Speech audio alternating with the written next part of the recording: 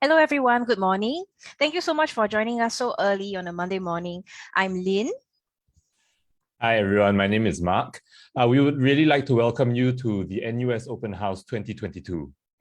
We are from the College of Humanities and Sciences, and we are delighted that you're able to join us today. Now, we will begin our program in a moment, but before that, please allow me to share some details with you. If you would like to find out more about the College of Humanities and Sciences, you can visit our website, the CHS website, at chs.nus.edu.sg. You will also find the open house program and the relevant links to watch the different talks there. And later, we will be taking questions from all of you using the Zoom Q&A function. Simply click on the Q&A tab, and you will be able to ask questions as well as view other questions that have been asked and vote for them accordingly. For our first session, we are excited to hear from our co-deans, Professor Lionel Wee and Professor Sun Yeneng, followed by two of our vice deans, Associate Professor Melvin Yap and Associate Professor Chew Fook Tim. I will now pass it over to Prof. Wee and Prof. Sun. Well, hello and welcome to the College of Humanities and Sciences Open House. I just want to say that the CHS is a new NUS initiative, and it aims to prepare our graduates for employability and a lifetime of learning and working in a world that is increasingly volatile, uncertain, complex, and ambiguous. Now, I know that for some of you, it is difficult to be thinking about employability and lifelong learning, especially since you're only just starting university. But I also know that for many of our students, especially when they reach their third and fourth years, they start thinking a lot more about these matters. They look back and they say they wish the university had emphasized these things to them much earlier on. So this is why the CHS is important. It has a common curriculum which will train you in core skills and interdisciplinary ways of thinking and working. At the same time, the curriculum is flexible enough so that you can make choices about what kinds of subjects you're interested in and want to focus on. So do come to the CHS with an open mind, and you will find, I'm sure, your NUS experience exciting and rewarding. Thank you. Thank you, Prof. Wee. A very good morning to students and parents. As you will know, the College of Humanities and Sciences marks a deeper emphasis on an interdisciplinary learning experience. You will gain skills to integrate knowledge and insights across different disciplines, which are highly valued by employers. The CHS learning experience is student-led, and you will enjoy the flexibility of choosing from 3 cross-disciplinary programs, around 30 primary majors, 30 second majors, about 70 minors, and close to 20 specializations offered by both the Faculty of Arts, Social Sciences, and the Faculty of Science. You can therefore build breadth and depth of knowledge as you are not limited to your primary major. This also means that you will have access to the expertise and the facilities of both faculties, which are 2 of the largest and most established faculties in Singapore. Moving ahead, CHS will continue to widen and enhance our suite of academic offerings. With so many possibilities open to you, you will be able to plan your own learning journey based on your own personal and career aspirations. You will also come away with better capacity for lifelong learning. Our vice deans will now share the details with you. We look forward to seeing you at NUS and CHS. Thank you.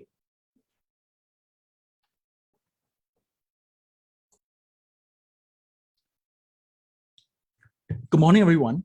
So I'm going to be presenting together with my colleague. It's just a quick introduction. So I'm Prof. Loy. I'm actually a philosopher by training. Chong Hao. Good morning, everybody. My name is Chong Hao. I'm a professor from the physics department. Yeah, good to see everyone here. I'm sorry that I'm looking this way because there's the slide. I have a second monitor looking at me. So we're going to be talking to you about CHS, right? But let both Chong Hao and I begin with a little bit of a background here. Now, you heard a little bit from what the two deans have been saying, and this is something that is quite close to our hearts. is something we've been talking about for years. In the past, we used to say things like, this is the world you need to prepare for because it's the world of the future of work and all that. But guess what? Actually, that's no longer true. We are already living in a world that is highly digital and technology driven. It is very uncertain. We are still in a pandemic, and the news coming from Ukraine is not pretty, right? And we are also, especially as Singapore, in a highly integrated world economy, right? And one of the things that has been surfacing over for a very long time is we notice that more and more of the problems and issues that are facing people, I want to say humanity, but it's not just like big humanity. It's also in companies, organizations, societies. There are increasingly complex problems that require interdisciplinary solution, right? Not just to understand them, but of course to resolve them. And in order for this to happen, we don't even need everyone to be a jack of all trades.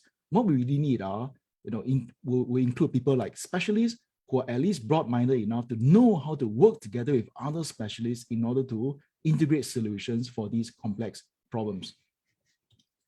And likewise, over the decade, when we have been talking to employers all this while, employers are always telling us that, NUS graduates are smart, they are knowledgeable, they have all this background training, their specialization is wonderful, but we are increasingly needing people who have empathy, who have high emotional intelligence, who are able to make connections, who are able to think more broadly. In other words, what employers are looking for is not just people who are knowledgeable, they are looking for people who are able to do more than that. Yeah, so I think you probably have seen a lot of media and newspaper and articles in the sense that the reputations of NUS over the years has been rising very, very rapidly. I think there are many different ways to evaluate the quality of universities, and you have seen that NUS is among the best in Asia. Okay, so we are regularly features in many of the survey and evaluations of the quality of university. So with the efforts of everybody over the past 20 years or so, we have achieved quite famous and reputable status in the world. Yeah, so now we are a world-class university. Now, how do you become a world-class university? Of course, you have to have a very, very interesting research program and also education program. So we need to be world-class and also in our education journey as well. So the College of Humanities and Sciences is formed. This is actually a collaboration between two of the largest faculty in NUS, if you think about it. Right? It consists of the collaborations effort from Faculty of Arts and Social Sciences and Faculty of Science come together to develop this CHS program for our students to benefit from. Yeah. So what is our visions and mission? As Prof. has mentioned, look, when you graduate from the university, you'll be facing a world which is very, very complex. So we really want you to be prepared.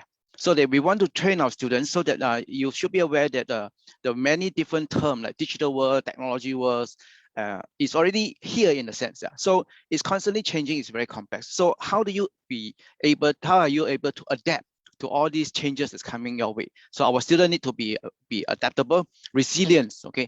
And then of course, we need you to have a very, very strong foundations in many, many skill sets. And very importantly, your ability to learn and continue to learn even after your graduation is very important for you to be able to contribute in the workforce effectively, even many years after graduation. So the breadth and the depth are actually a main focus in this curriculum design. Later we'll detail what's going on. And very, very importantly, we emphasize this term even start from the beginning, the interdisciplinary curriculum. So we really want to design and let you have and experience and appreciate the mindset thinking process of different disciplines. And then you can come up with the most optimal solutions to the complex problem that you'll be facing. Yeah, how do we do that? So there are many, many different strategies that we're using, but of course, one big one is through the curriculum structure. Now, what you see here in the pie chart is actually the typical degree structure of a student who is pursuing a major in CHS, right? So 1/3 of it consists of something we call the common curriculum, and I'll say more about that in a moment. And just over 1/3 is your major specialization, and of course, the remaining 1/3 thereabouts is what we call the unrestricted electives. And we will talk through all three, but briefly say something about the third one because that's your free space. That is a space you use if you want to pick up a second major, a couple of minors, or even just random modules around the campus because you're interested in them, right? Now, if you look at the size of these three things here, the major is 15 modules out of a total of 40 modules that a student will be doing across the 4 years. You have 12 there in unrestricted electives. That's actually very comfortable to fit in a second major, because the second major only requires 10 modules. But if you are willing to do a little bit more, if you do up to 15 modules in a contrasting subject, for instance, from 2 different degree structures, for instance, maybe your first major is psychology, and there's a Bachelor of Social Science, and your second major, you decided that you want to do life sciences, and there's a science major, and you decided to do the second one up to 50 majors, then you can claim a double degree, not just double major. Okay, but let me say a bit more about the common curriculum. Now, this is a third of your undergraduate journey, 4 years. Not all of it will happen literally in the first year. It's spread out across the first 2 years. Some of it is in fact going to spill into your third year as well, right? Now, what are these things? What are these things that we want you to learn? If you look carefully at the items that are listed there, they all concern what we might call transferable 21st century skills. It doesn't matter whether you are a science major, data major, you still need to be able to deal with qualitative information. You still need to be able to express yourself. You still need to be able to present a case in words, right? Not everything's in numbers. But conversely, even if you want to be a literature major, you are still living in a world in which it's actually very, very unlikely that you will be able to escape having to deal with numbers, and more than that, having to deal with digital media, having to be able to use, to appreciate computational processes. So the foundational competencies really are, all these common curriculum modules, especially in the core curriculum, is really, really meant to make sure that all of you have these transferable skills.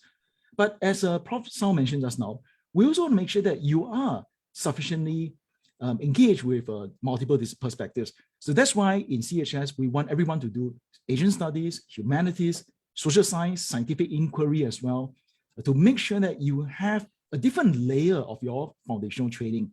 This allows you to see things from other perspectives. And then we have 2 modules called the Interdisciplinary Modules 1 and 2. This is where students work together on truly interdisciplinary topics. So now you are no longer even thinking about skills and more. Now you are using those skills you have picked up in the common core modules, the integrated modules, to understand and work on interesting topics. It could be anything, right? I was looking at a proposal. I don't know what Chorng you know about this. There was a proposal about foods. About food, right? Everything that is related to not just the planting and the creation, of course, the delivery of food as well. Someone is designing that. And of course, in order for you to understand that kind of domain, you need perspectives, you need multiple perspectives and multiple skill sets. Yeah. But let's say a bit more about the other 2, and that's the major and the unrestricted electives. Yeah, over to you, Chorng. Yeah. Okay. So you are now in the process of applying to the NUS already. So when you apply to NUS, you'll be able to click CHS as your main choice. And then once you go inside, there are many options of combinations of majors to be chosen, which you don't really have to commit to, but you can declare if you like. Yeah. So for example, the different majors will be introduced by the different faculties. For example, we have even a new one, Anthropology, which is just newly added to the list here.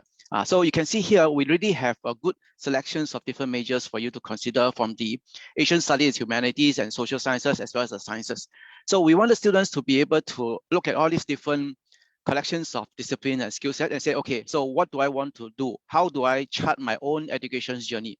And then the design of the curriculum structure is so flexible that you can consider primary major, secondary major, primary major, secondary minor, so on and so forth. Okay, and then there's a cross-disciplinary program, which we will not elaborate in details for us later. There will be specific program sessions just to discuss the cross-disciplinary program. Yeah, and now if you think about it, there are so many different majors. Like for example, you have 20 majors from the FASS and 10 majors from the science side, and then you just do the maths. Okay, so all kinds of different combinations are available.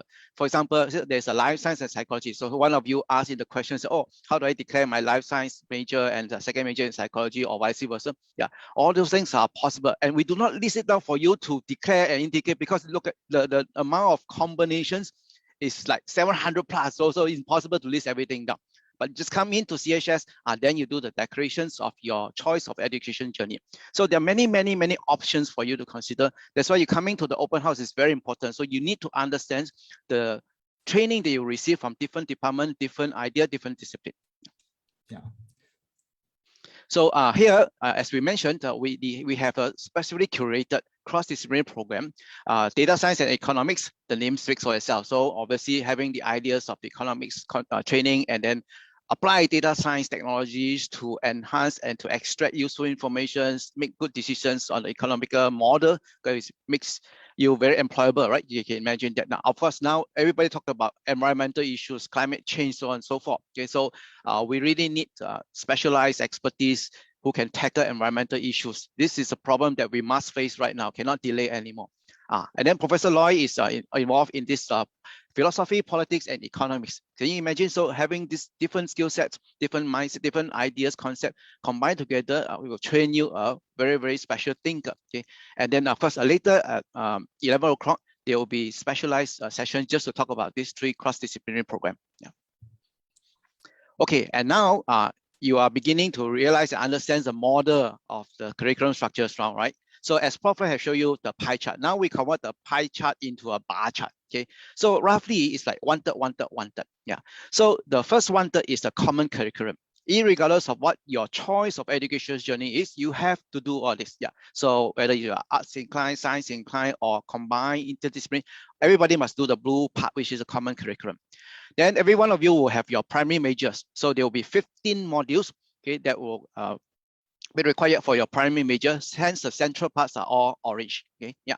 And now there is a 12 modules, what we call UE, Unrestricted Elective. So this is what Prof mentioned by means of a free play. You can choose to choose modules in the UE space up to your own design. Okay, for example, okay, let me start from the bottom. Okay, we may have a group of students who are really, really die hard in a certain discipline. For example, I'm a physics prof, right? Let me use physics as an example. So we may have physics students say, okay, I'm really, really interested in learning a lot more about physics, and because I probably may have intentions of going for my PhD study after my graduation. So I can devote my 12 module on the UE space onto physics. So it's no longer gray color because it's still physics, so it's an orange color. You can do that. So this group of students, we call them the deep specialists because they really want to go deep into a certain subject matter. Now there's a group of students, for example, the questions, oh, I want to do psychology and life science. So you can consider doing a primary major in one, okay, let's say life science, and secondary major in psychology, or vice versa. Primary major in psychology, secondary major in life science, of which you only need to devote 10 modules from your 12 modules into that particular subject. So upon graduations, then you will have a primary major, this secondary major in that. So it's very nice. Now, so they call this group of students integrator. There may be a group of students say, okay, I'm really interested in this particular discipline, and I would also like to pick up some skill set in the other discipline. So for this, you can consider doing what we call minor, which is only 5 modules. So I have 12, right? So in principle, I can do minor in A and minor in B, so I can have a double minor. Do I really have to do secondary major or minor? Oh, no need. Okay, these 12 modules is up to you. You want to pick up special skill set in here and there. Okay, may not necessarily cluster into a minor or major. That's fine also. So this group of students, we call them the versatilists. Whether you want to be a versatilist, integrator, or deep specialist is your choice. So you have to think carefully and consider it carefully. And the good thing is you don't have to commit on day one. We allow you to explore, try things out, okay, sit in the class or do what we call gateway module until then you decide, this is good for me. And the second major, and the second major can also come from outside of CHS as well. It doesn't even do faculty. And some people use the unrestricted electives to learn languages. So there are actually a lot of options in a big university like NUS, right?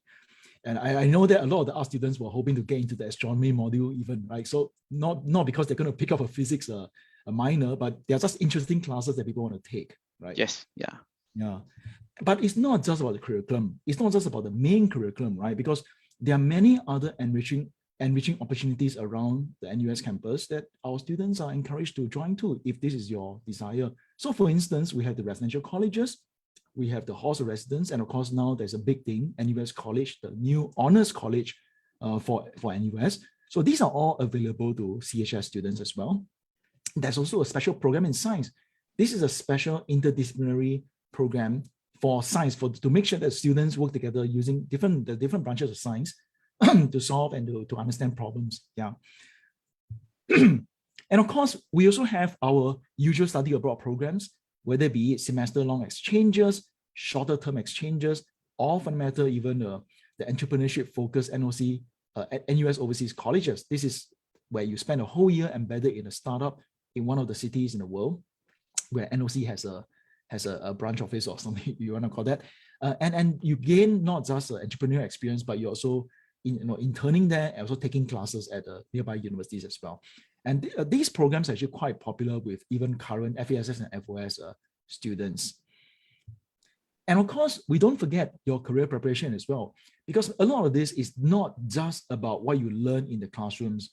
There are things that you need to do, in terms of just preparing for interviews, sending in applications, even if it's just to practice, or even just, thinking very carefully over the course of the next 2 years about what you want to do for your career. So we have a 4-year roadmap for all our students where there are things to do pretty much every year so that you can be better prepared for careers, and plenty of advising from the Center for Future Ready graduates.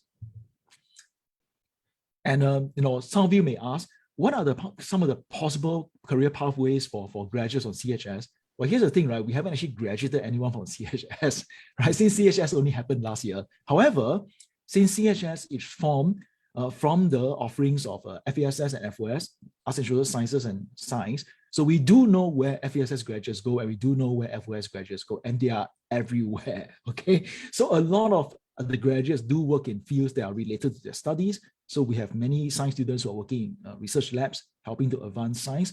And we also have, FASS students who are working as researchers in government or corporate sector, or economics, economic students working in banks. But there are also many, many other FASS and FOS graduates who are just pursuing their passion, be it founding companies, in the art scene, founding NGOs. Flossie somehow managed to produce a few producer directors of films as well. So some of these things are actually unpredictable. I think it's more important that our people pursue their passions, and more importantly, that we supply them with the training and the skills in order that they are able to do all that. Right, Chorng, I think even science has been producing artists and people working in those fields. Correct. Yeah. We have scientists who are actually specialize in filmmaking. Yeah. Yeah, that's right. But I'm very sure that if you ask them, they won't say that I wasted my time. They actually are, in a sense, using what they have learned. Yeah, absolutely. For example, right, if you learn physics, right, then you really have to understand optics and also about the effect of mixing different light sources together. Yeah, that's right. So but you see, the most important point is that our graduates, we want to help them pursue their passions, right? So maybe I do a quick summary here. So CHS represents a 4-year honors degree program, and then we want to emphasize this. This is a student-centric, flexible journey. So we design it this way, but you are the one who decide how and what you want to do with the time that you have in the university itself. Okay, so think carefully, of course, and then chart your own path. Okay, student-centric journey. Yeah, we have distinctive common curriculum program because we really want you to pick up those kind of skill set, which we know that it will be important for you in your lifelong career. Okay, so because you need to be able to adapt to different situations, you need to be able to learn new things. Okay, despite the fact that you may not have learned it before, but you have learned the learning process. So that's very, very important. Yeah. So we emphasize interdisciplinary module because it is really good to be able to have the knowledge of different discipline and then how to come up with the best answer, and also not just the discipline knowledge, also learn how to work with different people with different experts ideas. So then together as a team, you come up with the best solutions. So the hope is after all this training, you becomes very competitive when you go out and apply for job market relevance. So when you apply to a certain company, say, oh, I would like to be employed by this company. And then the employer look at it, oh, this person when I hire will be able to do data, will be able to come up with the economic analysis. So this is a very important kind of skill set. And then it's like 2-in-1 combination. Yeah, we of course hope that this kind of skill set will enhance your career prospect. Right, so when you go out and apply for a job, you are very, very competitive.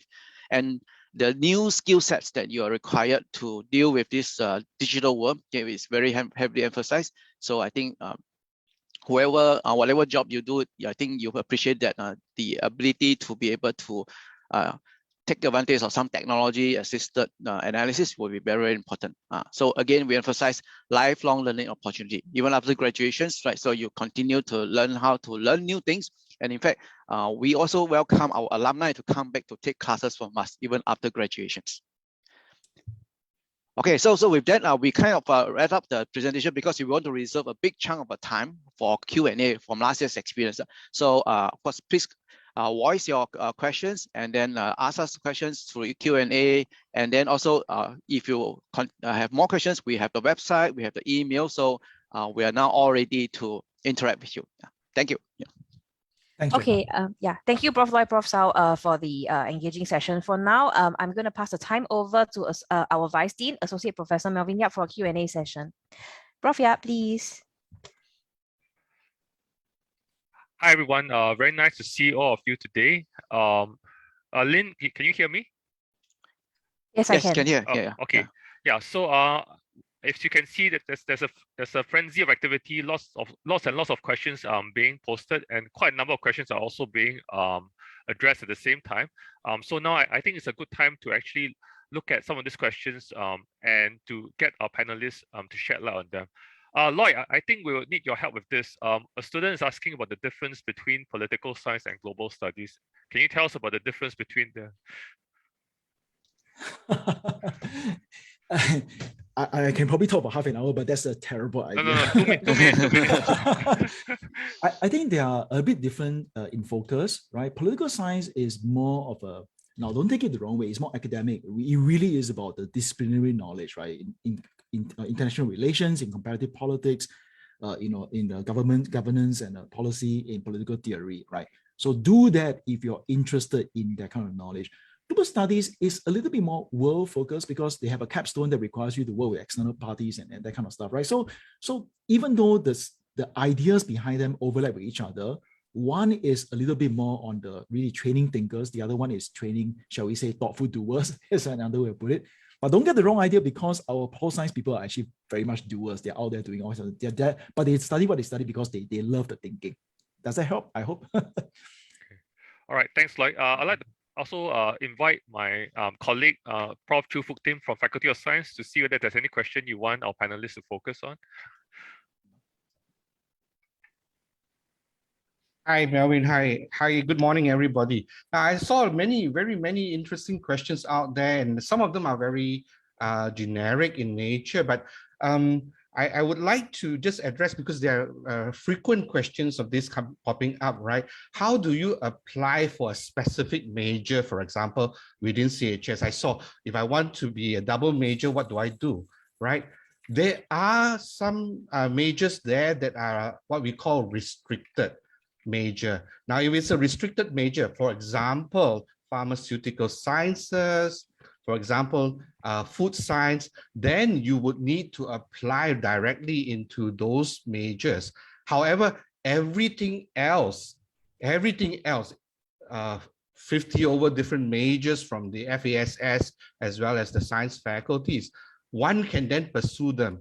And if you want to pursue a double major or even a double degree between the arts and social sciences and sciences, you can. And the way to apply is basically just apply into the College of Humanities and Sciences. And once you're in, you are free to declare all these open majors and even double majors between them. And as Loy and Chong Hao mentioned, one can even elect to consider a double degree between other faculties within university. Those double degrees you can then apply in once you are in NUS already. We will make the call while you're in NUS. I hope that clarifies, because there are a lot of questions like that, but these are very good questions, and come along. Melvin, please.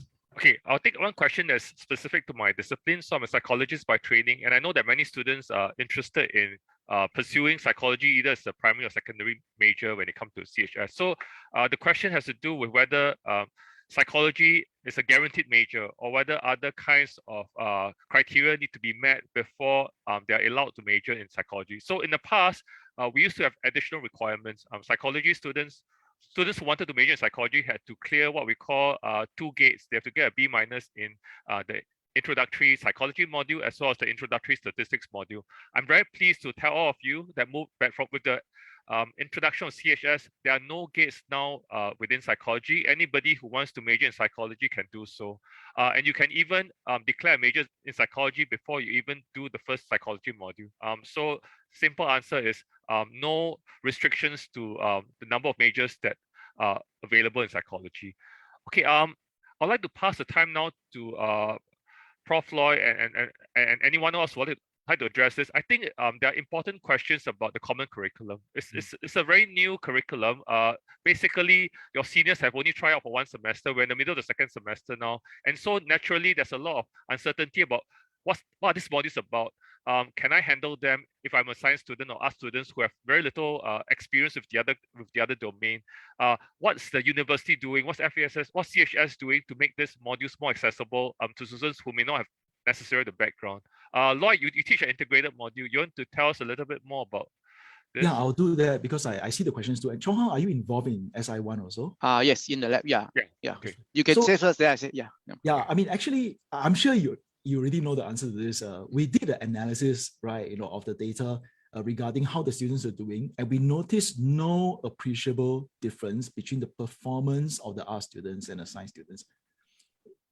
In at least all the modules in the module I taught, which is the humanities one, and if I'm not wrong, that happened to science as well, right? Yeah, correct. For the scientific inquiry one module, what we did was, for example, just take the lab, for example. Yeah, we arranged what we call a discovery-based kind of learning experience, whereby you go through the thinking process of the scientific inquiry. And then, why should I believe this is a true fact? So you carry out observations. Oh, okay, this is how the nature presents itself to you. And then from the phenomenon, you make a deduction. So many art students enjoy the process of development of knowledge. Okay. Not like somebody fit the formula to you. No, you generate the model to explain what's going on yourself. Yeah. Maybe I do a bit of advertisements. Later at 12 o'clock, we're going to have a student panel sessions. In the student panel, we're going to have 2 CHS year 1 students. Let them share with you their experience in going through the learning process. Yeah, that's right. Likewise, the humanities module, we're going to make you read some things, but it's not as much as people think, right? And we are giving a lot of time and space for people to think and discuss among themselves those things, right? So are they hard? In one sense, I think many of the students, in the middle of the semester, they will say that, oh, I'm finding this hard. But in a way, that's a good thing because we are trying to push you out of your comfort zone.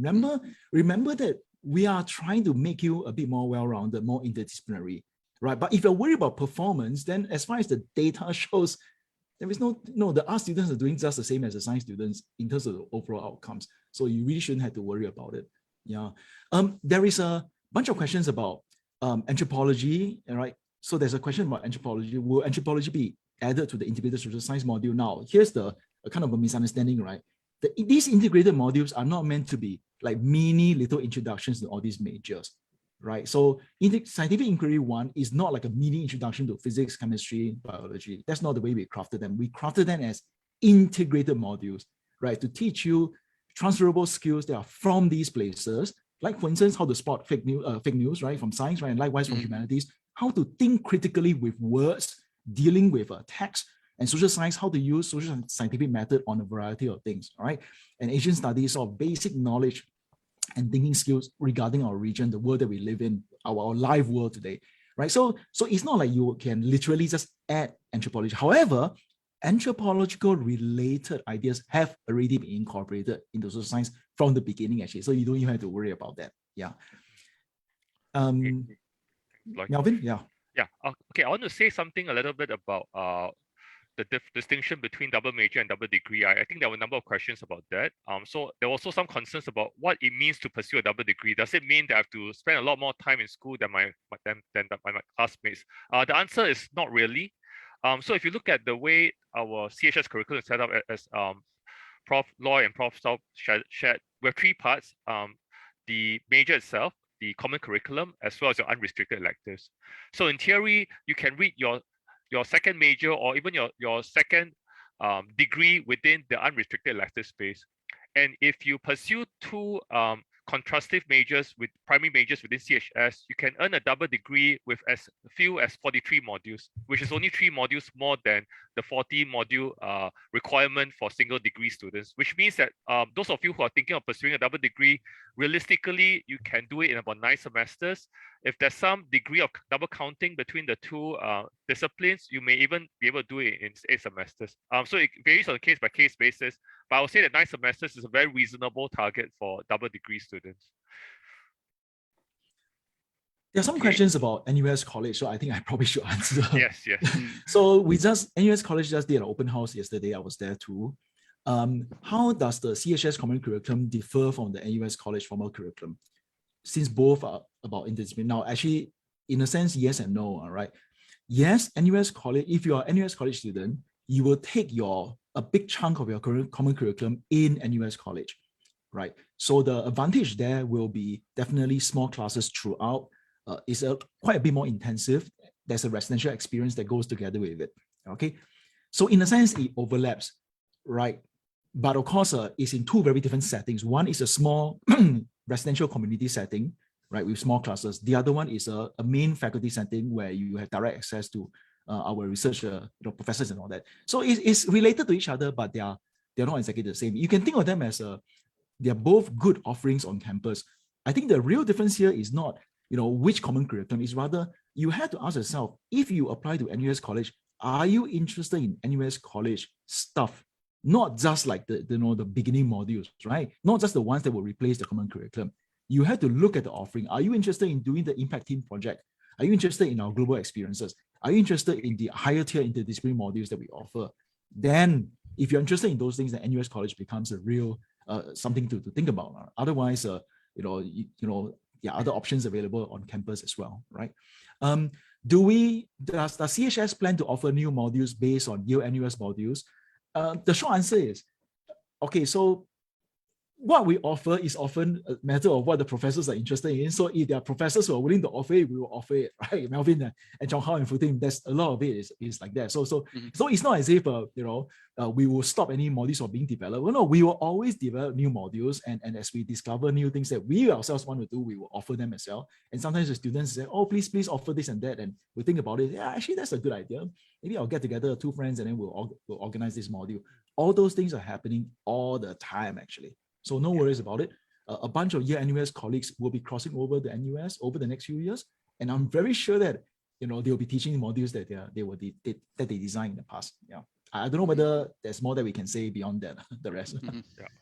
On that note, there were a number of questions for interdisciplinary modules. I think many of you asked, when will I be able to find out more about the interdisciplinary modules? So what we can tell you is that departments have been working very hard to develop these new modules to make them very exciting, very engaging, and many of these modules are now clearing the final steps of the approval process within the university. So they're still being refined to improve them, to make them as effective as possible.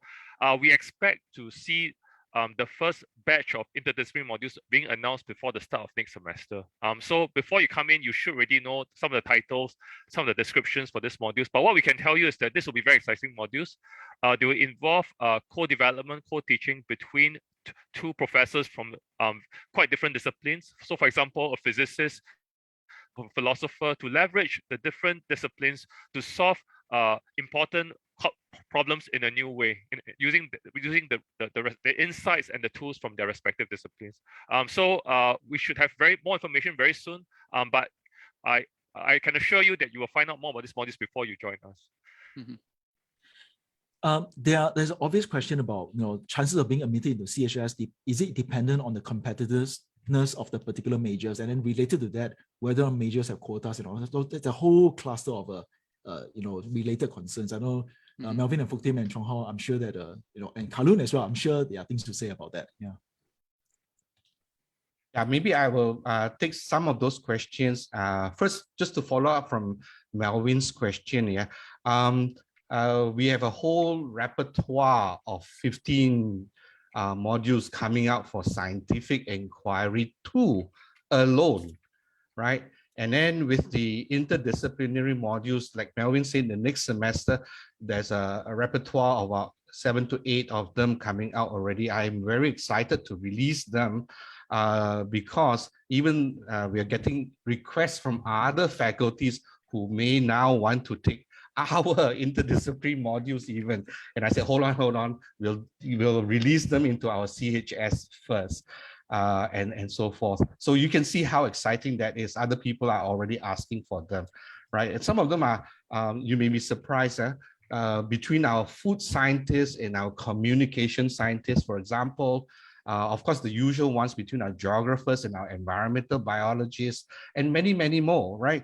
Very unusual ones coming up. So that's in that sense. With regards to a lot of the questions on the science part, right? I must emphasize again about the issue of the restricted majors. Now, the restricted majors, like I said just now, are the food science, farm science. And by the way, if you're interested in pharmacy, pharmacy is under the Faculty of Science, but you have to apply directly to pharmacy because pharmacy does not will not come under the CHS. Yeah. So distinguish between pharmacy, which is a clinical practice. You become a pharmacist, you register as a pharmacist when you graduate later on. Whereas the other degree program under pharmaceutical science is under CHS, but it is a restricted major. Now, those of you who say you want to take one of these restricted majors and double major with something else, you can, but the thing you should do is apply for this restricted major, then declare the second degree or second major of those open ones. For example, pharmaceutical science and life science. Don't just apply to CHS and do life science, but do it the other way around. Apply to farm science and then declare a second major in life science. That's how you can do this, okay? So maybe I take questions on the ABA. So do we need personal statement and how do we get considered for ABA? Yeah, for those of you, ABA means aptitude-based admission. So let me explain a little bit. Of course, many of you will apply with your A-level score, and some of you will be with your IB score, some of you will be with your poly diploma. Yeah. So in fact, you are probably aware that NUS publishes the indicative grade profile. In other words, if you like, this is indications of the cutoff point for admissions to the various program in NUS. Yeah. So the website is in the public, so later we'll put it on the chat. Yeah. So you can go in and take a look to get a sense about, okay, this is what I score in my A-level, okay, and then this is a so-called cutoff grade, okay, to get admissions into the different program. Yeah. So a large majority of you will gain admission just through your score, like if you meet the so-called cutoff point. Yeah, okay. But there's a certain fractions of students, perhaps this is all the borderline cases. Yeah. So of course, for this group of students, personal statements, achievements would be very, very important. Yeah. So usually once we have the admissions process going on, we do have a band of students who are, of course, near the so-called cutoff point. Yeah. Then we'll shortlist and then we'll invite them for interview. But of course, we don't invite everybody, but we still have to do a certain degree of screening. Yeah. So to answer your questions, Ari, yes, personal statements, if you feel that you want to be considered for the ABA, do write in. Yeah. Okay. And then we'll do the screening to see which group of students will be selected for the ABA interview. I hope that clarifies. But I emphasize, a large majority of students will gain admission just based on your A-level score, your other scores. There's no need to be interviewed. Yeah. Yeah, and I think there are a number of questions that relate to whether someone is advantaged or disadvantaged during the application process when they either declare or don't declare a preferred major. So as far as admission is concerned, there's no disadvantage if you leave your preferred major unstated. Okay, let me rephrase that. You don't have to make a choice at that point in time. You will still have an equally good chance of coming into CHS. The advantage of declaring a major is that when you go through something called the module registration system, there's a higher priority for major modules for students who have declared a major in that subject. So that's where the advantage kicks in. So when you're reasonably certain that there's a particular subject you want to focus on, that's the point when you should declare that major, because that will allow you, that will give you some sort of advantage in access to certain modules that are required for that major. But in terms of admission to CHS, no difference at all. So maybe I can address some of those that are more life science and specific. There was a question of, I'm from Poly and I want to do life sciences. Can I, like everyone else, declare a double major and all that? Most definitely you can, right? There's no differentiation. Once you are in CHS, you qualify to do everything else like everyone else as well. There was also another question on returning NS men. If you earlier had been offered a particular major, say in the case of life sciences, and now you want to consider changing and doing that, it is not a problem. In the new CHS, everyone coming into CHS will be given the same privilege of doing whatever major they want. Relating to that question, there were other questions relating to how is it that, that if you have no quota, right? We already said that there's no quota for majority of them except for the restricted majors. How is it that you can handle the timetable? Well, that is the beauty of our curriculum structure right now, because there is a lot of space for you to do what we call unrestricted electives. And in many cases, a lot of the higher level modules, we have multiple choices and they're all offered over different time slots, as well as maybe in the 2 semesters and so forth. I want to take one more question with regards to the veterinary medicine program that we have specifically within life science. Now, if you're interested in that program, what you can do is apply to CHS in your application form. And then once you come into NUS and CHS, declare life science, pursue it. And then in the 1st or 2nd semester, we will then open the applicants amongst the life sciences who are interested to pursue the joint concurrent degree with Melbourne on the Doctor of Veterinary Medicine, right? So that's how you come in to do that work, all right?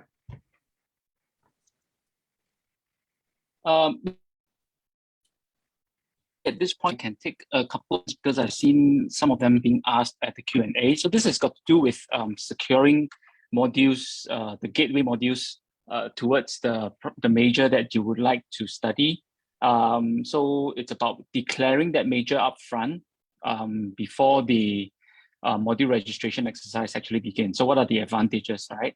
So I think I've typed out the response, and one of the key advantages, obviously, of declaring that major upfront is that the gateway module for the major that you want to read is actually going to be pre-allocated to you, which means that you actually do not need to try to secure that module through the usual module registration exercise. You can actually be given that gateway module straight away, and you'll be on your way to starting that major study. Of course, if you choose not to declare any majors upfront, you can still try to get the gateway module that you want for the major that you desire to read. But in that case, there'll be no guarantees, right? So the advantage of declaring that major upfront is that, you know, that the gateway module is going to be given to you, and you don't need to worry about not securing that first module actually. Yeah, thanks. Okay, I'd like now to spend some time addressing the distinction between cross-disciplinary programs and programs where people pursue a double major. So as you know, we have a number of cross-disciplinary programs, including the one that involves data science and econs. So the question is there a difference between doing the data science econs XDP versus just doing data science and econs as separate majors? Yes, I think there's a difference. Both pathways are available to students. If you want to do the XDP, you apply to the XDP directly. If you want to do data science and econs as separate majors, you can pick one of them as your primary major and then declare the other one as a second major after you're in CHS. The main difference between these two pathways is really the degree of explicit interdisciplinarity. So if you are doing data science and econs as separate majors, you're basically pursuing these two subjects independently. And then as you do these subjects, you form connections between them on your own. Whereas if you are doing the XDP, what will happen is that there are actual modules, new modules that are created, which explicitly bring the two subjects together and to show the interdisciplinary connections between data science and econs, and how these interconnections can be leveraged to actually address new questions. Prof. Loy here is actually the convener for the PPE, one of the conveners for the PPE program. And in PPE, there are also modules where you actually pull together the different strands from philosophy, politics, and econs to answer old questions in a new way. Lloyd, you want to say a little bit about the difference between doing PP and E separately versus doing PPE? No, because we have a program talk later. Okay, good point. Okay, so those of you who want to know, yeah, those of actually honestly, those of you who want to know more about XCPs, I suggest you attend the relevant program talks. All these questions will be answered there better. Yeah, let me take a few. Different questions now. So someone asked what social work is like. yes, there will be some paper writing, there will be some role playing, there will be, actual attachments to social service, what do you call that, outfits for you to gain actual experience. So all those things are involved. Will it be difficult for a person who took sciences in a JC? The answer is no. The real differentiating factor here is not really about what you studied when you were in JC. The real differentiating factor here is whether or not this is what you want to do, right? For a lot of things in life, if you can make it into CHS, we are actually quite confident that we can teach you. The question is this what you want, right? Someone also asked, about the common curriculum. What I discovered is that teaching the science students in the humanities module, it really is about whether they want it or not, because if they want it, it's all here. We are here ready to teach them, and we know they can do it, right? Okay, so I hope that helps you a little bit. And just another sharing small point here, we have many people who actually go on to do, sort of professional training in social work even after with their first degree. I know of someone who started with an engineering degree and then went on to do social work. That's because that's what he wants to do. That's what he's interested in. That's what he's passionate about. Okay. Is the chances of getting into CHS kind of dependent upon your major? The answer is no, right? If you're not applying to one of the restricted majors where you apply to directly, you are basically getting yourself into CHS, and that's how we will evaluate you. So you don't have to worry about that, okay? Unless you're applying for one of the specific restricted majors that has its own admissions requirements. For instance, PPE, the other XDPs, and food science and all that. I'll take one more, but I don't know whether how politic it is to answer this. How does the CHS common curriculum compare with the NTU Interdisciplinary Collaborative Core and the SMU common curriculum? Well, I'll begin with this. Some of the people teaching these things are our friends, so we should say nice things about them. We will always say nice things about them because they are our friends. Right, Chong Hao? Yes, yeah, certainly, yeah. I will never say bad thing about this. Yeah. But having said all that, NUS is better lah, okay? Yeah, I always tell the student, look, I shouldn't say bad thing about it, but the thing is, you should be doing what you're doing now. That means come to the open houses, because you see, you're going to interact with the professors who is going to teach you this, right? So you get a sense, right? Talk to the professors, find out how he or she is like in terms of the way they engage the students. So you'll be the judge for yourself, okay? Whether you would like one programs in one university or the other programs. And also, if there is opportunity, visit them, okay? So because the environment, the atmospheres are all very important for you to make a decision of which university you're going to choose. Yeah. Sometimes I used to do outreach talks in the past together with an NTU colleague, an SMU colleague. Yeah. And we all learn to say this together, because it really is not about who is better. It's about you. You have to decide for yourself what is it you want, right? If you're talking about, let's say, an econs module, if my NTU professors, colleagues are somehow teaching a completely different thing compared to my SMU friends and my NTU colleagues, something is wrong somewhere. There are such things as industry standards out there. Okay, you cannot escape them, right? None of us will be able to hold our head high and say that we are teaching the subject. If we teach completely out of the way things, we had to target industry standards, right? And the people there have the same, we all come from international PhDs and all that. So that means that the choice is often not like that. The choice is often, do the other aspects of this program appeal to me? Do I want to belong to a very large research university with access to a lot of different researchers? NUS is very, very good in research, right? Is this the kind of place I want to be, where I get to meet many of these professors, where I get to talk to other people, graduate students who are working in these areas, right? Or do I want to go to a small boutique place that is very intense in its own way, but it's a more narrow range of choices, but it is high quality? Do I want to go to a campus in Clementi? Is not so exciting, right? I mean, do you want to go to a campus in town? I'm sorry, I can't help you with that, right? Right? If you want to go to a campus in town, then you know exactly what you're supposed to do. If you want to go to a campus on the far end of Western Singapore, that's another option too, right? So a lot of these things are not just literally about the classes or the professors, right? Yes, there will be some differences, but they are often not as big a difference as people think, right? In terms of the pure content, a lot of it is actually all the other surrounding things as well that are a huge part of the overall value of your experience.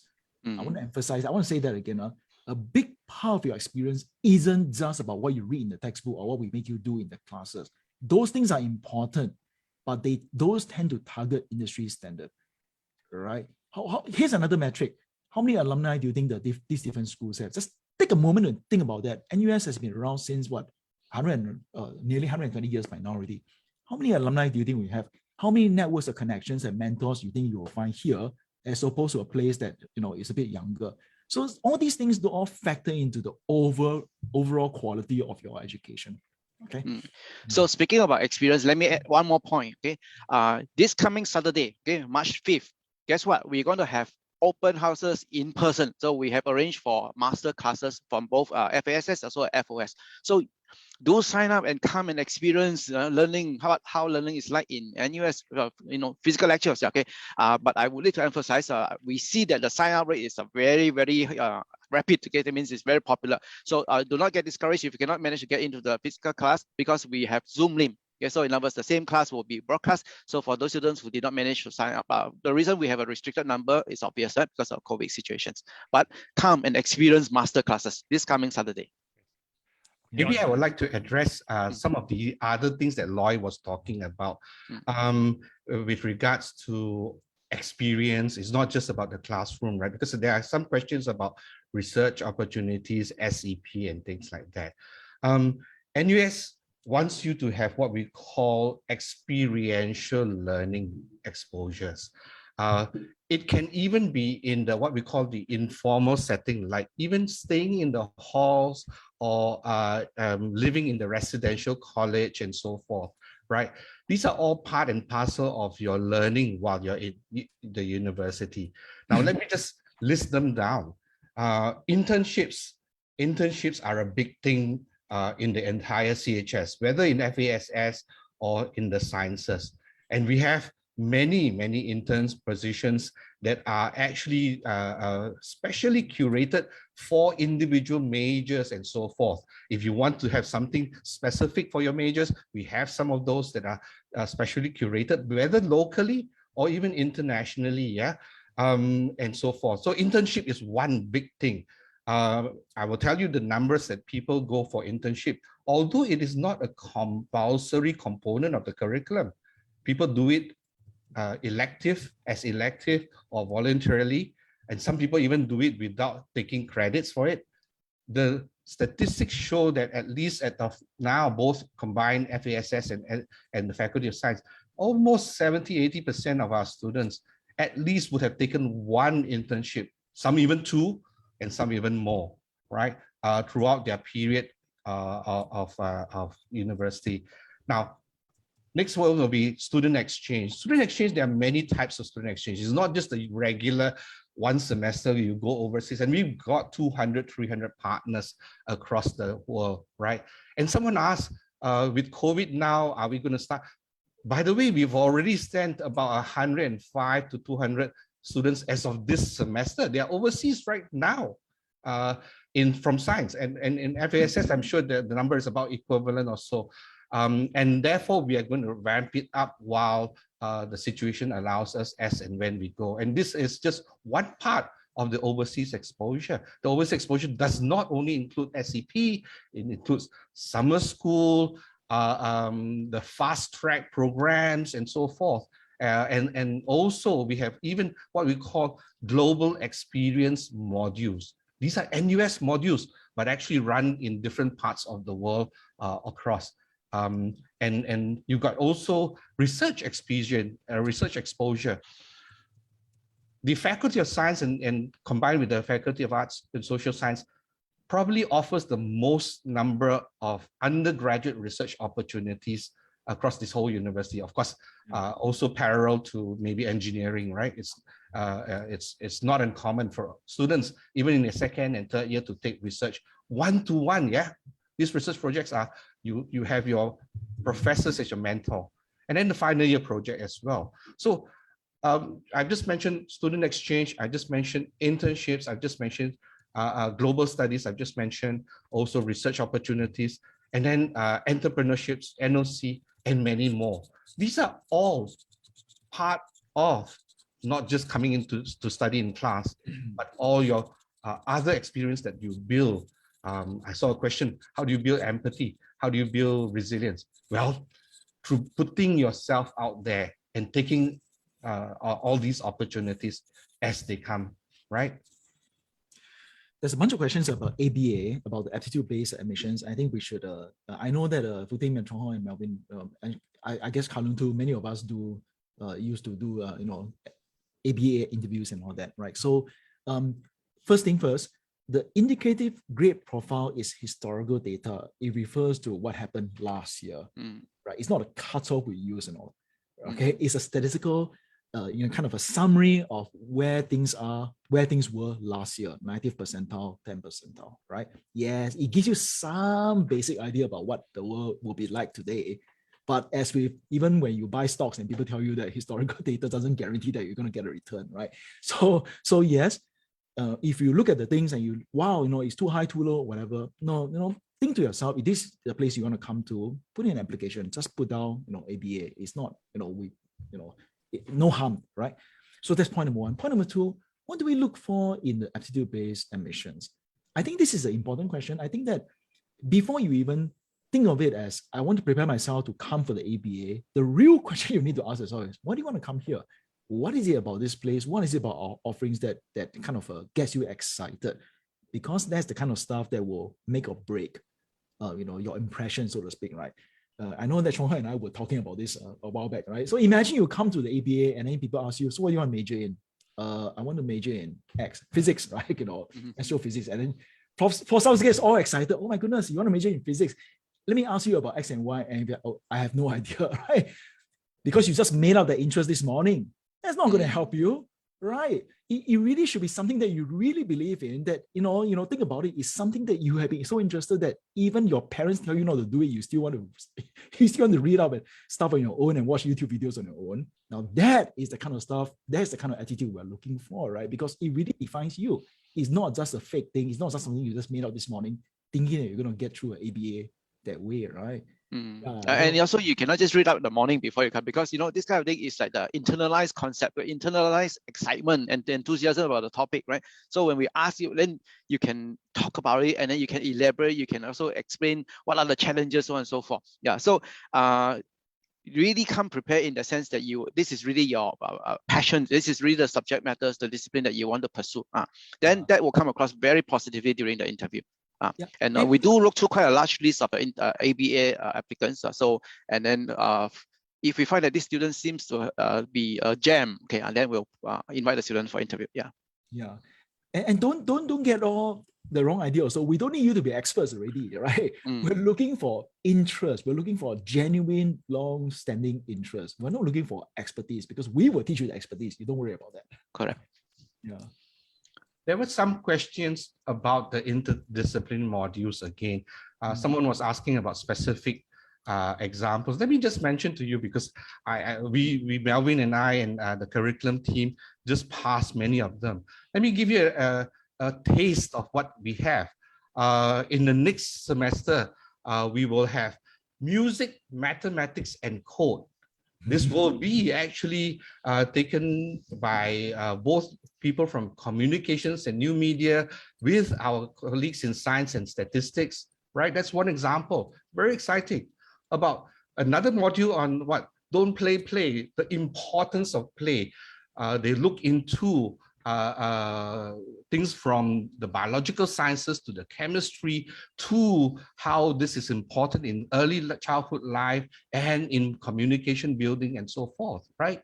Then there is yet others, like, for example, the Earth and Beyond, talking about space as well as geography here, as well as life on overseas, not overseas, life maybe in outer space, outer space and so forth, right?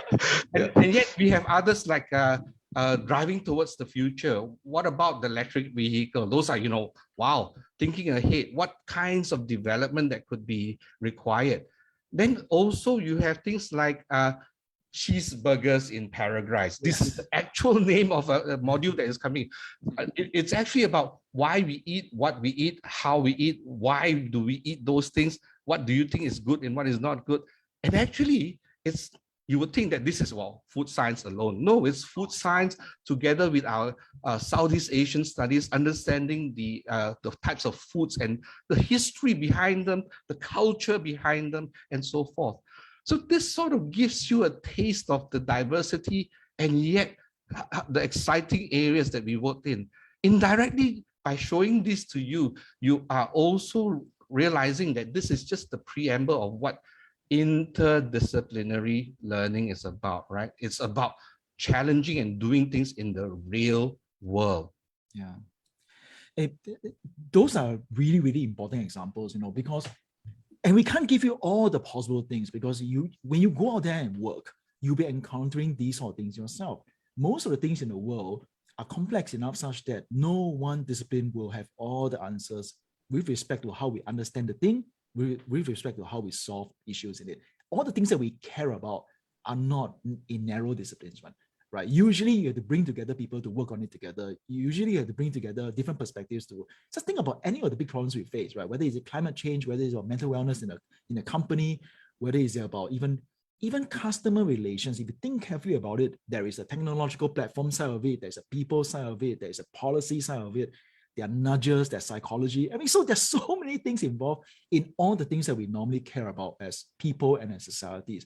They are, in a sense, by nature, interdisciplinary. Okay, so even the food we eat, right? So that's what we hope to help you see that is the way to do it, so that even as you go back and learn your specializations or majors, you do so with a bit more of an open mind, right? You're going to be a deep specialist in psychology, great, but don't forget that you can bring your expertise to help other teams understand and solve their problems, just as you need their help, perhaps to even look at the things that you care about. Yeah. Wow, this sounds like really exciting modules. I kind of wish I was an undergrad again. Every day I walk through Utah, I think to myself, why didn't they build this when I was a student? I tell you. Yeah, Yeah, exactly. and even with scientific inquiry too, although it's placed in scientific inquiry too, but it's already interdisciplinary in many ways, like deconstructing of food, for example, right? Or even the scientific inquiry about what is good science, bad science, fake science, and everything else, or the history of science. And then you also have what? The science of music, or the inquiry into our current sporting beliefs and practices, the physiology, or the world of quantum, right? Chong Hao, you would think that only the quantum physicists will understand what is quantum, metaverse, and everything else. No, we want to deconstruct that to let everybody understand what those things are. Yeah, you can even discuss the philosophy aspect of the meaning of all these implications of the quantum world, because it is really counterintuitive. When we first develop it, we refuse to believe it. Many of the scientists say, how can it be? How can the world be described based on probability and not certainty? Yeah. So what is the philosophical meaning? So there's a lot of interesting discussions you can have. Yeah. Yep. So actually, I think I want to reinforce the point that you guys are really on the cusp of a very interesting experiment. You are going to benefit. You're going to be the forerunners in a new way of crafting curriculum for university, and we really look forward to seeing how the results of this experiment pan out in the next decade or so. And I want to add that this is not about just retrying a new experiment and so forth. Many of the industry partners have already begun to come in and see. Our board of trustees have begun to look at our first year students. And recently, right, Melvin, Lloyd, you saw the feedback from the board of trustees who says that, wow, our students are now really talking about things that are very deep insights, not just within their disciplines, but bringing forth new perspective themselves. And my gosh, we haven't graduated them yet, right? So I'm really excited to graduate these folks. And then a lot of our industry partners who come, because we have our industry seminar series, they come in, they see already the students asking very deep questions in the industry series, basically. Whether they are from the pharmaceutical sciences or from startups and so forth, right? So I think the industry will be very excited to receive these folks as well. They've already given a lot of good validation for it. And just by looking at the numbers of internships that they're willing to offer us is an indication already that they are actually very excited about this group of people. And in the same vein, right, do you know that actually many of our graduated alumni, especially the ones who have worked for a while, they have a bit of this characteristic, especially the successful ones. We realize that there's the history person who moved into media research and data analysis. There is a science person who moved into things that you may look like, why is this a science thing, right? So in fact, a lot of our alumni are that. And that's actually part of the background motivation for us to realize that why we need to get started a bit earlier to help our students be comfortable doing that kind of thing right? So that it's more widespread, so that more of our graduates are ready to make those lateral moves, learn new things when the time comes, right? We look at the past data, we look at all our past graduates, who are the ones who are doing better, who are the ones who are struggling a little bit. Usually the pattern is not difficult to see, right? The ones who are not as ready to make lateral moves will suffer a bit more in disruption. I mean, that's a very normal thing, right? So we want to make sure that you are at least given a bit more of a foundation to be ready to make those lateral moves, right? So this is not something that we just dream out just because we have nothing to do. Sorry, there's a question about whether it's advisable to apply for ABA for new courses such as anthropology. So if you're asking if I'm being considered for ABA, should I talk about my interest in anthropology, or should I talk about an interest in more established subjects like geography or literature? So go for it. If you're interested in anthropology, talk about it, and talk about why you're excited that this new offering is now possible under CHS. I must also address, like, while we are all excited about interdisciplinary learning, we are all excited about the new world and all that, right? And so forth. But I also say that if you are one of those who are what we call the deep specialist, you really want to be, say, a very, very focused physicist, for example, there is a space for you too here in CHS, right? Because our unrestricted elective basically that's what it says, unrestricted. You can choose to do whatever you want with it. So if you so choose to, for example, you want to use up all your unrestricted elective in the field that you're most focused in, you can take it all in physics and even more, right? For example, or if I'm in a life sciences, I want to do everything I need to know in life sciences and more. You can use the entire unrestricted elective. And by the way, the university is very flexible. Once you are in the university, who says you're only allowed to take 5 modules or 6 modules a semester? You want to take more, you can. You want to take more subjects during the special terms, the summer terms, you can. You can graduate not only with 160 MCs, which is what everybody would minimally, but if you choose to and you think you want to do more than that and focus in, you can. So in other words, there is a place for what we call the deep specialist too, right? Let me make sure that we don't miss and cater to that group of people as well. Yeah, it's very important actually, because as Chorng and I were presenting just now, Professor and I were presenting, right? We see all these different options, right? And we do expect a bunch of our students to actually become these specialists, and we need them too, actually, right? But it's very important to make sure that you know what you want. You try to use the first year, second year to figure out how deep you want to go, how broad you want to be, because you do better when you pursue what you're actually interested in. Yeah. Right. So as pertaining to questions of whether I should be a deep specialist or versatilist or integrator, you don't have to decide right at the get-go, right? Because come in first, because many of these things you still have not really appreciated. Oh, this is what the discipline is all about, or this is what I can do with this kind of skill set. So come in here first. Then you explore and try out different things. Then you can slowly decide what you want to do and then plan your own journey. We only require the students to commit at the end of the 4th semester, which means at the end of the first 2 years, right? So in other words, you have many opportunity to talk to people, talk to the professor, talk to the student, and even participate in some of those modules yourself. Then you get a really good feeling and overview about what situations is like, and then you decide, okay, this is what I'm going to do in the future. Then I commit to this. How competitive is data science and analytics course? You all know that. I don't know this one. So you can check the IGP, the integrated grade profile, right? Yeah. So the integrated grade profile for data science and analytics is already up, and obviously they get very good students. Yeah, but again, you can see last year we got more than 300 plus, and those who are coming in. We probably will get a very large class again this coming intake. And again, it's a very important area, and there's a lot of demand for it. But if you're really interested, go for it. There's no restrictions and so forth. As long as you make probably just check the IGP based on last year. It's, I would say, somewhat not 100%, you know, this year will be the same, but it's somewhat accurate to a certain extent, right? And I think a number of prospective students will ask about the size of the CHS intake.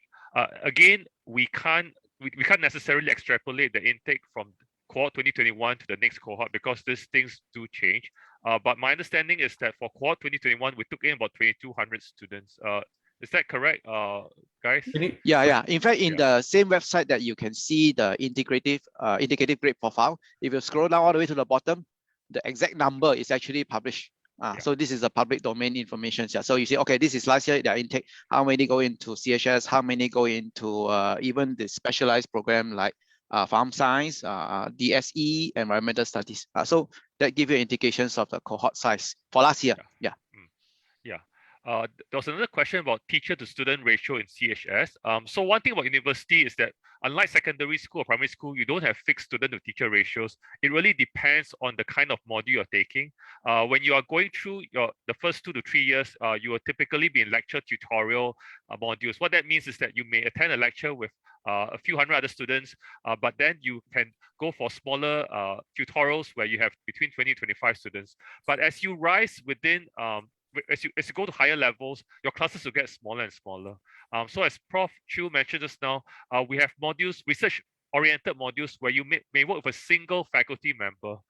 So all of us supervise research projects where we work one-on-one with students for them to pursue new research questions, and they actually design the experiment, they collect the data, and then they write it up. So I would say that there's no fixed student to faculty ratio, but in general, tutorials range between 20 to 25 students. Seminars, you might see between 40 to 50 students. And of course, lectures, we have small lectures all the way from 50 to the integrated modules, which actually enroll over 1,000 students per semester. Somebody asked about whether some of our XTPs being new, whether they are internationally recognized. I will tell you all our degree programs are well recognized globally, basically. Our students have no problem going into very competitive graduate school, and very many of them end up going to graduate school overseas and locally as well. They're very competitive. We also know for a fact that whenever we send our students for student exchange programs, or even our concurrent degrees, like the ones that we have with Dundee and Melbourne and so forth, many of times our students go and swipe all the top awards and prizes. And I told them, hold back, don't do that, you know. I wouldn't say don't do that, but, you know, give chance a little bit lah. Okay. We have friends overseas too sometimes. Yeah. So we tell them, so you can see how competitive our students are. And I think it's just by nature that they are doing that. Yeah. And also the preparation that we allow them before they go. Like, for example, the Dundee program, where we have a a joint degree with them, where they spend about 2-3 semesters in Dundee.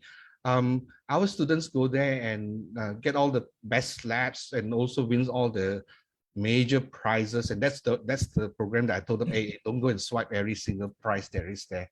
Okay, so that sort of tells you already, yeah, that this is really internationally recognized. And another indication is they all end up also, especially about close to 10% of our science students, more than 10% actually, go on to do their PhDs in very, very reputable universities all over the world, basically. Okay. Yeah, I just had a lunch with my former undergraduate student. She's doing a PhD in Cambridge right now.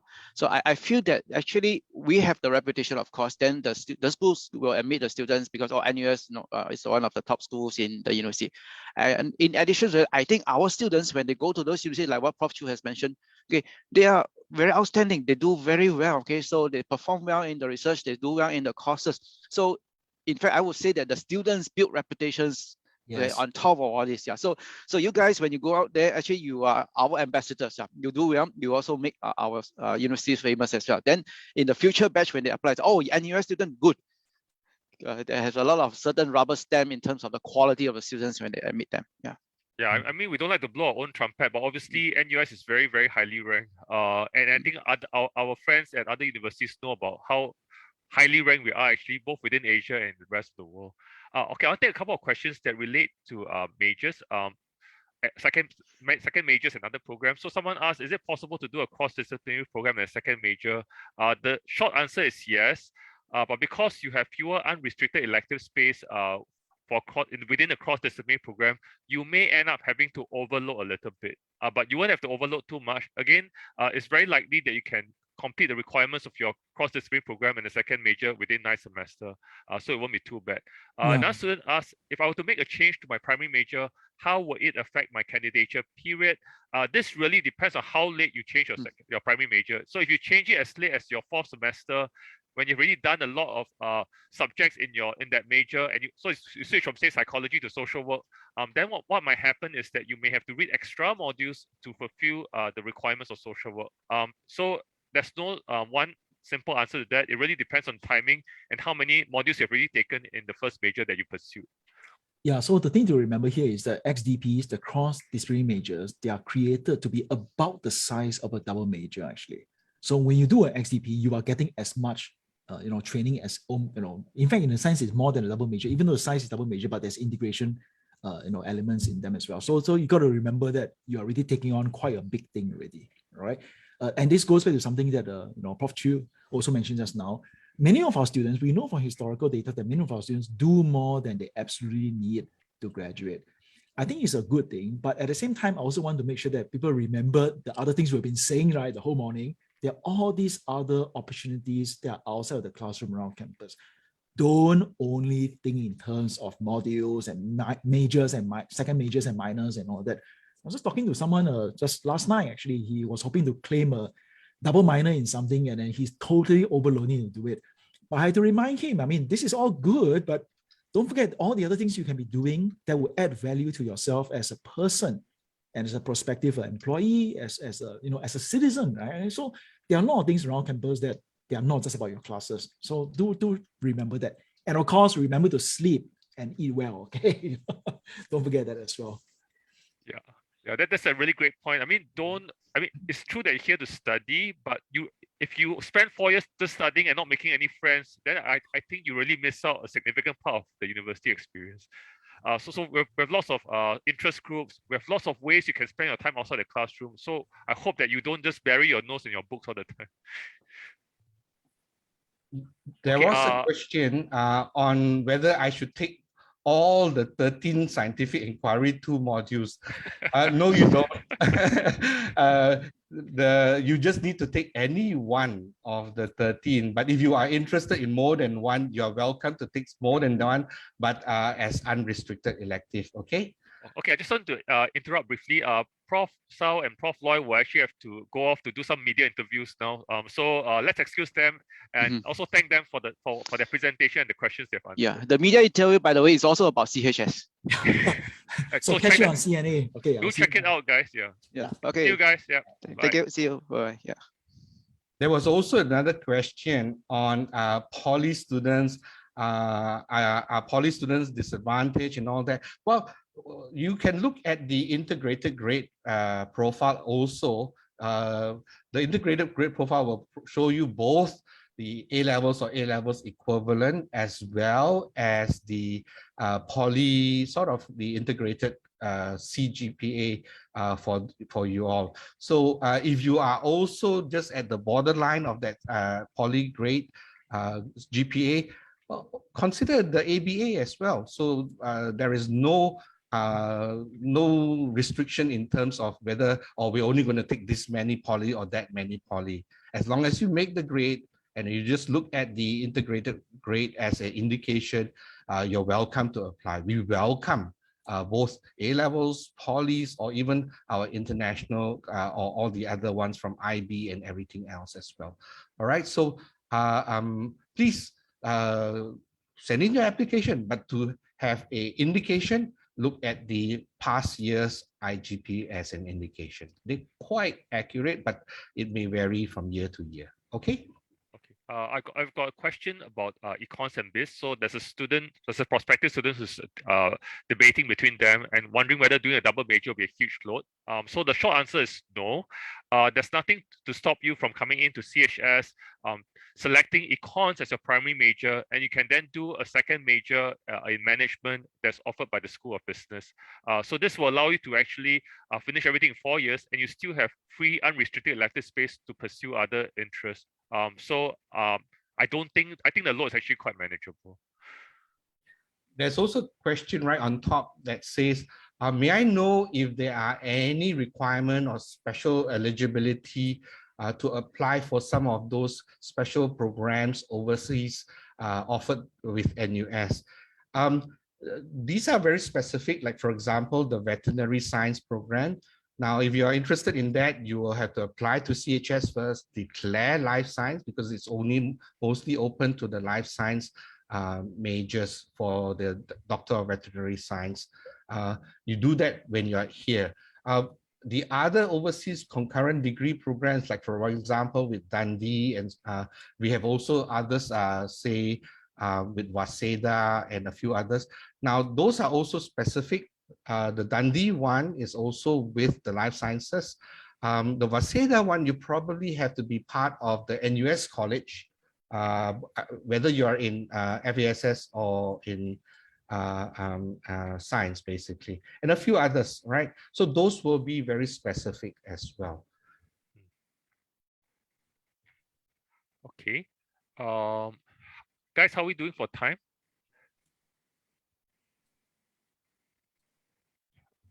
Nisa, how are we doing for time? Prof, we do have a few minutes if you'd like to answer some more questions. Yeah. Okay. So let's try to answer a few more questions before we go.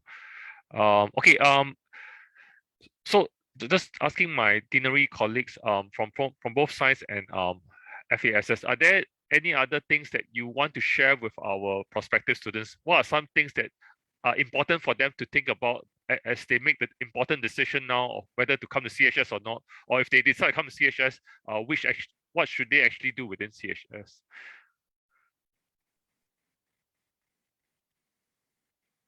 Okay, I think we've gone through this open house many years, and one piece of advice that I would like to give to students, and I think regardless of whether you now in this CHS era or even before that, right, is very often students are very concerned, or they start thinking very early about, you know, all these primary majors, secondary majors, minor specializations. Sometimes it's good to think ahead, but there's no need to be too concerned about the details at this moment. I think at this point of time, what is important is to be clear on your course, your primary course of study, and that single major that actually interests you and excites you the most.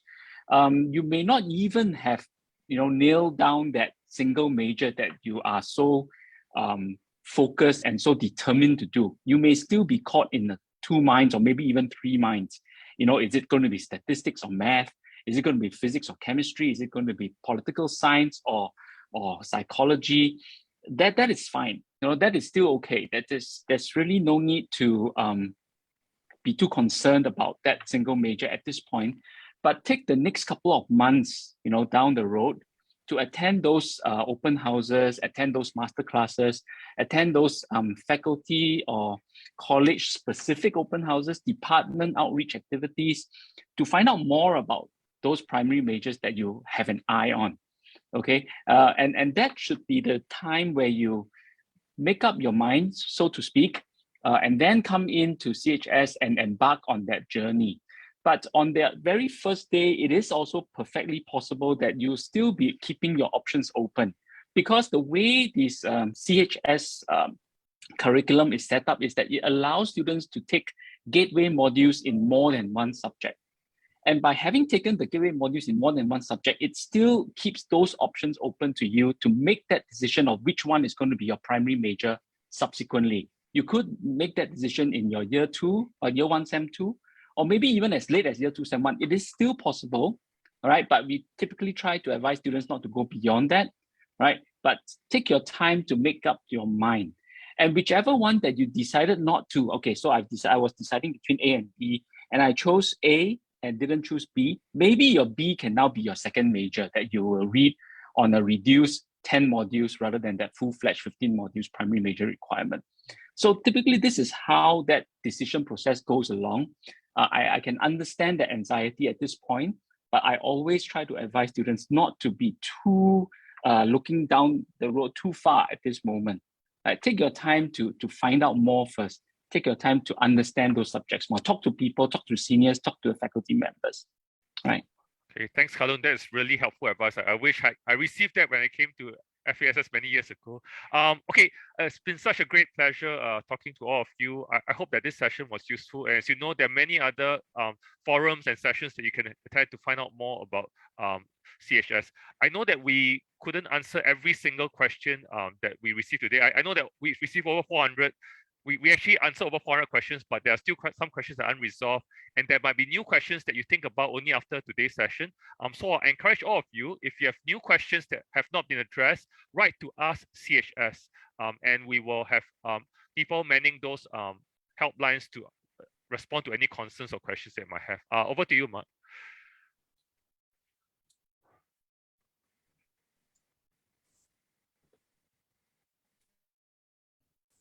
Mark, what would you like them to? Oh, okay, Lynn, sorry.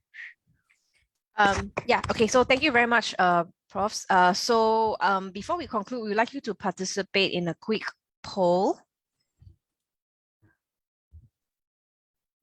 Okay, yeah, so the poll is up on screen now. And as you take some time to do the poll, we do have a couple of other sessions that we would like to highlight. Right after this, as we've mentioned multiple times during the previous session, we're having the cross-disciplinary programs. So if you're interested in those are beginning at 11. There are 3 of them going on concurrently, and you might want to just check them out if you're interested in those programs, or if you have questions about how they are unique in CHS as well. Later in the morning, as well as in the early afternoon, we also have a couple of very exciting panels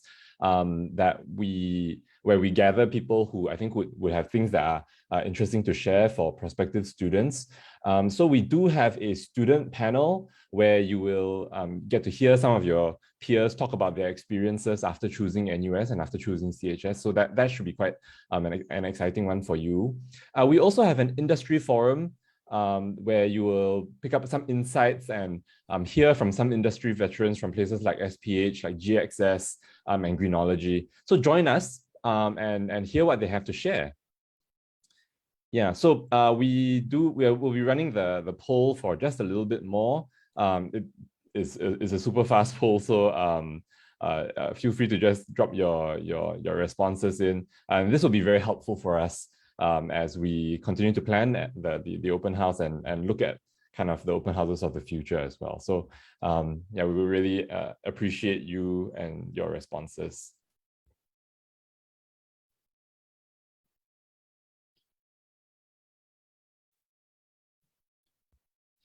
If you check out our chat as well, you will see the various the links that you require for our sessions later with additional information about the media interviews that we were talking about and things like that.